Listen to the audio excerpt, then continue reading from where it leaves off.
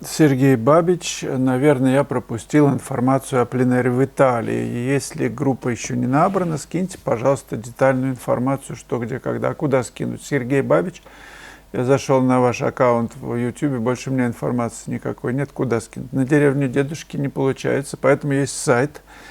На сайте есть вкладка «Ближайшие мастер-классы», зайдите в нее, и там есть полная информация о классе. Либо соединитесь со мной на WhatsApp, и я вам скину еще большие подробности. Владимир Авдеев. Нет, уважаемый Вячеслав, ведь Суриков, как мне помнится, выйдя из Лувра, недовольно выразил это посещение. Одна голь. Кажется, так звучала тогда его фраза. Ну, смысл понятен. Да, смотреть на обнаженную женщину не очень приятно. Мона Лиза, да, а голая как-то не смотрится смешно. Не смотрится смешно, действительно. У Микеланджело, например, голь сплошная, абсолютно. И в скульптурах, и во фресках. Ничего, как-то мы смирились с этим. И я смирился. Ну, красота человеческого тела всегда воспевалась и будет воспеваться художниками. Поэтому у меня нет чувства неудобства, когда я смотрю в музеях обнаженную натуру. И потом в Лувре много произведений не голи. Почему, интересно, Суриков увидел только голь? Обычно человек обращает внимание на то, ну, что его сильно интересует, ведь так не стал бы он тогда смотреть эту голь. Пошел бы в другие залы, благо в Лувре их очень много, где не только голь. А я, уважаемый Владимир Авдеев, написал очередную голь. Называется картина «Пробуждение», и в конце ролика я ее покажу. Саша Любчик, ну, на ту же тему обнаженка, фи, акт, ню, в грите. Как о расчлененке, гадость какая. Ну, ничего, можно по коридору пройти, посмотреть какие-то другие палаты, там, где нет расчлененки, а есть вполне себе пристойная работа. Здесь все не так. Вот правда. Я сразу сказал, что у нас палата. На выздоровление я иду. Причем не скоро, наверное. Поэтому, ну, что сюда заходить тогда? 19 Sugar. Слава, как писать туман маслом? Есть ли у вас такие работы? Ну да, есть. Мы с Павлом Шумовым писали Айпетри не так давно. И попали в туман. Прям вообще ничего не видно. Так что я успел написать вот эту работу и еще одну. Да нет никакой разницы, туман это или ясная погода. Просто другие отношения тональные проявляются в природе в этот момент. Они очень сближены. Вот берешь просто сближенные отношения. Диапазон не от черного до белого, а от серого до бледного серого. И все. Вот в этом узком диапазоне ты тык-тык-тык-тык-тык-тык раскладываешь по пятну все, что видишь. Вот и все.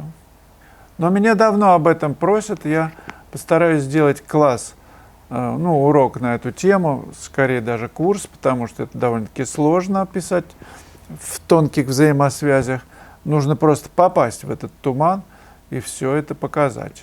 Так что буду иметь в виду.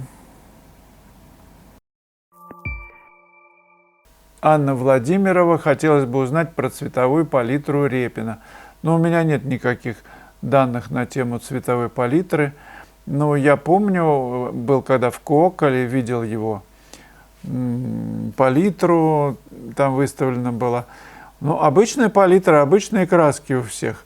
Ничего необычного нету. Ну, разве что, может быть, у него недостаточно холодных, прям таких вот ярких. Все сдержано все более в теплую гамму. Ну, кто знает, можете прислать даже эту палитру. Я думаю, в интернете вы легко тыкните, и там будет прям палитра и с его красками любимыми. Но это опять ничего не значит. Мне представляется, что в ней преобладали зеленые, охристые какие-то тональности, такие красноватые, ну, теплые в основном. зачем вы пишете картины? Нет ника никакого. Ну, видимо, юзер очередной. Да пишу просто, ну а что делать? Если бы каждый человек на Земле делал то, что ему нравится, а мне нравится то, что я делаю, Земля была бы другой. И если бы еще принцип «не навреди» соблюдался, то вообще был бы рай. Пишу, потому что очень нравится смотреть на цвета на палитре, как смешиваются, как из этого проявляется, произведение создается. Вот этот момент создания, он самый ценный. Поэтому-то и художники часто, ну не часто, но все-таки говорят, что для, ну я не знаю, может быть для Коровина, например, все-таки это, наверное, не все так говорят, что важно показать процесс.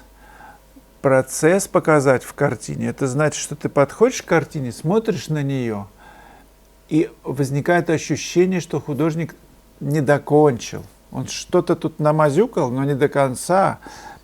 И ты заворожен самим фактом соединения вот этих мазков, которые, ну, будоражат очень сознание. А художник, он отошел чаю попить, кофею. И сейчас вернется, будет опять домазывать все, доканчивать.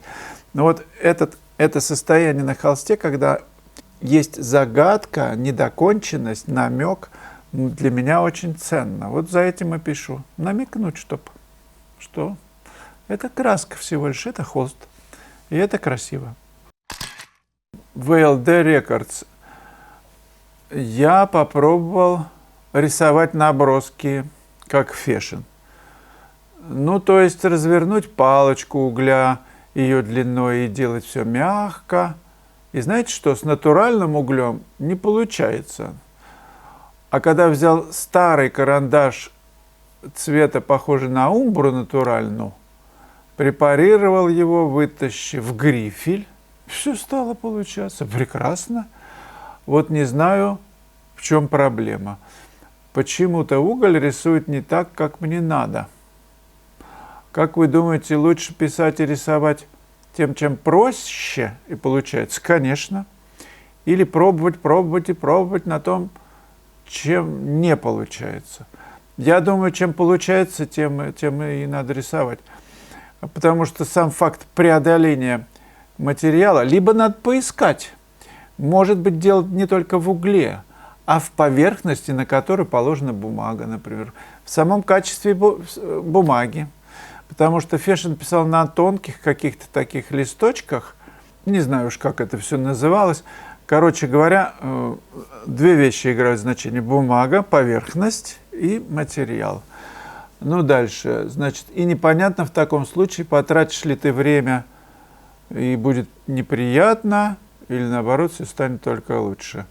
Ну, все равно же наша страсть к экспериментированию, к узнаванию нового, ее же не остановить.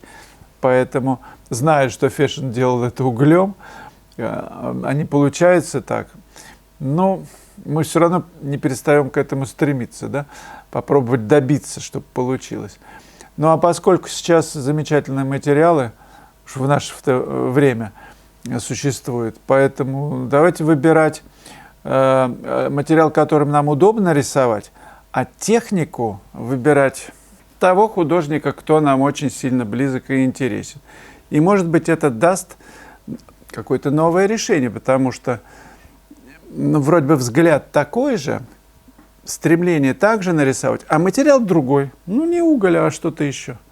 И, глядишь, будет совершенно, новизна какая-то. Так, Владимир Авдеев, сегодня опять, значит, его день. Лежащая навзничь женщина может вызывать неоднозначные чувства. Это о картине «Водопад». Я хотел его сначала назвать «Водопад счастья». То есть такой поток, сверху струится любви. И, ну, ладно, не буду расшифровывать. У старшего возраста мужчин этот ее вид скорее вызывает, на мой взгляд, только брезгливость. Хотя, согласен, у каждого могут ассоциироваться с этим видом лежащей женщины и другие чувства. Но о прекрасном маловероятно. А я так думаю. Ну, думайте и думайте, хорошо. Лежащая навзничь женщина, струящаяся вода, водопада, искры вызывают брезгливость. Это что-то новое для меня. Ну, надо смотреть картины какие-то, которые не вызывают брезгливость. Спасибо, что вы написали. Буду иметь в виду. Друзья, не забывайте отметиться в журнале. Это важно для нашего канала. Можно еще успеть записаться на класс в Ереване, который я проведу с 1 по 8 октября. Включайтесь в команду.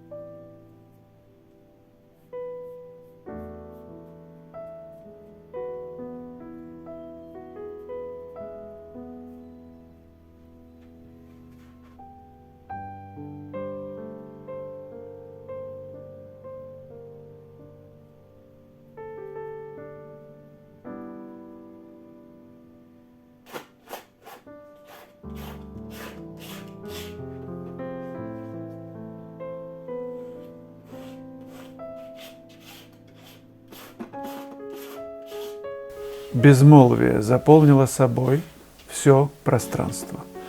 Ты стала океаном любви, рекой мудрости, потоком бесконечного счастья. Каждая клеточка твоего тела узнала, что она – часть вселенского дыхания, нить, сплетенная в большом ковре существования. Это танец без конца, порыв ветра, который ликует в вихрях времени. Теперь ты знаешь, что все происходит именно так, как должно быть. Твои мысли превратились в реки, уносящие тебя в страну безграничного света. Внутри тебя скрыта тайна, о которой даже звезды молчат. Ты стала пространством, в котором нет места для суеты и обмана, для гнева и зависти, для страха и тревоги. Твое настоящее «Я» – истинное блаженство бытия. Ты – любовь, обнимающая все вокруг. Предлагаю посмотреть еще одно кино. Называется «Живопись – это о молчании». Ну, пока.